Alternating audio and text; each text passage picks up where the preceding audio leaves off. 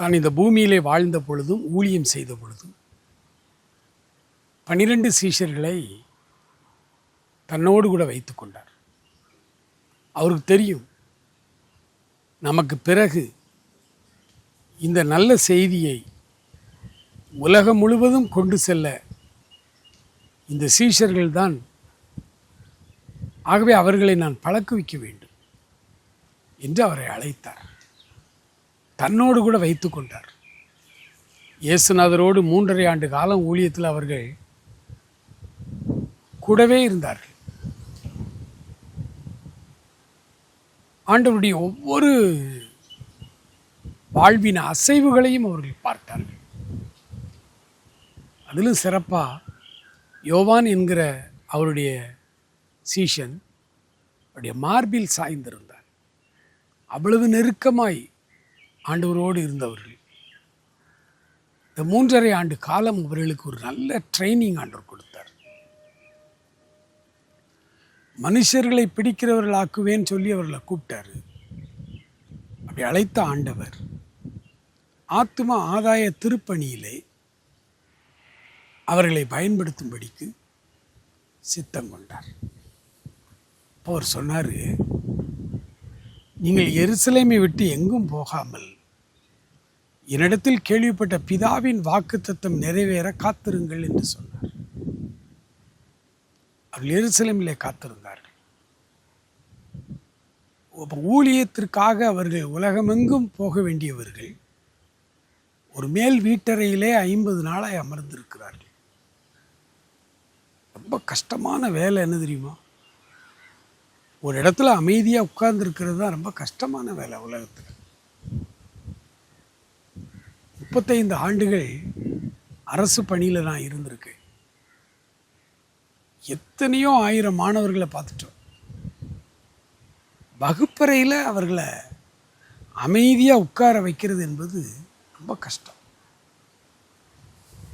ஒரு வேலை, அந்த வேலையை செய்யினா 10 பேர் ஓடியாருவான். சார் நான் போகிறேன் அப்படிமா. ஒரு மரத்தை விட்டுருந்தா அந்த கிரவுண்டில் கிடக்கிற கல்லெல்லாம் பிறக்கி போடணும், சாயங்காலம் மேட்ச் இருக்குது, என்ன சொன்னாலும் செய்வோம். மாணவர்கள் ரொம்ப அசாத்திய திறமை கொண்டவர்கள். ஆனால் வகுப்பில் அமைதியாக உட்காந்து ஒரு மணி நேரம் படின்னு சொல்லுங்க, அவனால் இருக்கவே முடியாது. உலகமெங்கும் ஊழியம் செய்ய போகக்கூடிய இந்த சீசர்களை ஒரு மேல் வீட்டறையில் காத்திருக்கும்படி வைத்தார். இரவும் பகலும் ஜெபித்து கொண்டே இருந்தார். 50வது நாளில் பரிசுத்த ஆவியானவர்கள் மேல் வந்து அமர்ந்தார். அது ஏன்? பரிசுத்த ஆவியானுடைய நிறைவும் வல்லமையும் அவர்களுக்கு ஏன் தேவை? அதுக்கு முன்னாடியே அவங்க ஊழியம் தானே செய்தாங்க. மத்தேயு 10:1 சொல்லுது, எல்லா அதிகாரத்தையும் அவங்களுக்கு கொடுத்துருந்தாரு. பிசாசு விரட்டுற அதிகாரம், நோய்களை குணமாக்குகிற வல்லமை எல்லாம் கொடுத்து தான் அனுப்பினார். இப்போ ஏன் பரிசுத்த ஆவியானவரால் நிரப்பப்படணும் அப்படின்னா, ரோமர் 5:5 சொல்லுகிறது, பரிசுத்த ஆவியானவர் உங்களுக்கு வரும் பொழுது அது தேவ அன்பை உங்களிலே ஊற்றுகிறது, உங்களை அன்புள்ளவர்களாக மாற்றி ஊழியத்துக்கு அனுப்பு.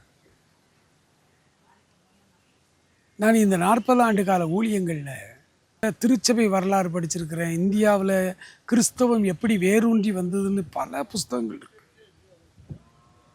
தான் படித்தேன்.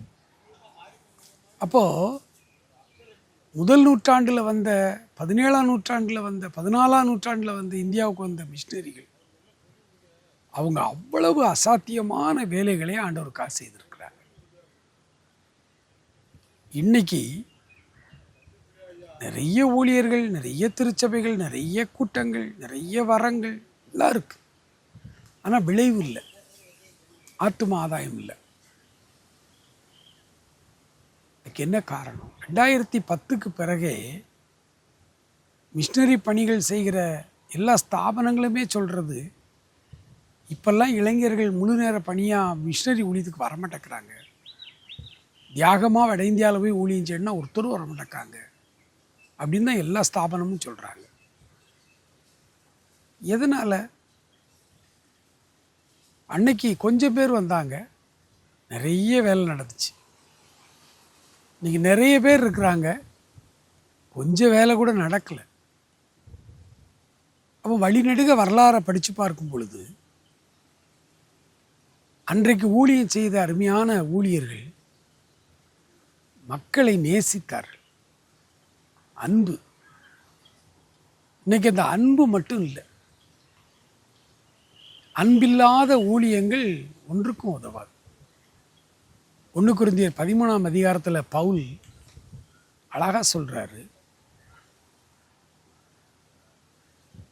நான் உலகம் முழுவதும் எல்லா திறமையும் மொழி அறிவும்